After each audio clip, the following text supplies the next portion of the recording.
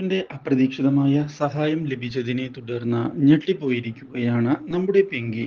ഇതേ തുടർന്ന് ഈ കാര്യങ്ങൾ നമ്മുടെ പ്രഭുരാമൻ അറിയാനിടയാവുകയും ഒരിക്കലും തന്നെ ഇങ്ങനെ സഹായിക്കുന്നതിനായി നമ്മുടെ അർജുൻ വരുമെന്ന് താൻ കരുതിയിരുന്നില്ല എന്ന് പറയുന്ന അയാൾ ഇതേ തുടർന്ന് താൻ താലി പൊട്ടിച്ച് എറിഞ്ഞതിന് ക്ഷമ ചോദിക്കാൻ തയ്യാറാവുകയാണ്.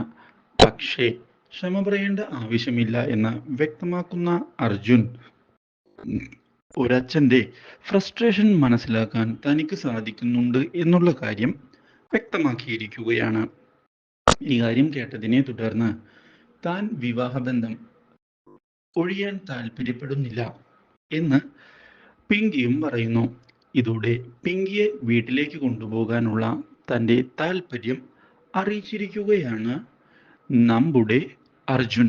ഇതോടെ പ്രശ്നങ്ങൾക്ക് ഒരു പരിഹാരം കണ്ടു തുടങ്ങുകയാണ്.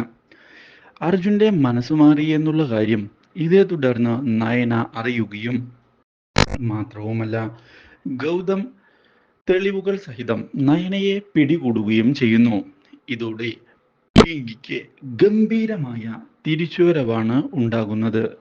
കാര്യങ്ങൾ കൈവിട്ടു പോയതിനെ തുടർന്ന് നയന വീട്ടിൽ നിന്ന് ആരുമറിയാതെ മുങ്ങുകയും ചെയ്യുന്നു. ഇതേ തുടർന്ന് പിങ്കി പുതിയൊരു ജീവിതം ആരംഭിച്ചിരിക്കുകയാണ് അർജുന്റെ കൂടെ. ഈ കാര്യം ഗൗതമിനെയും അതുപോലെ തന്നെ നന്ദയെയും സന്തോഷിപ്പിക്കുന്നു.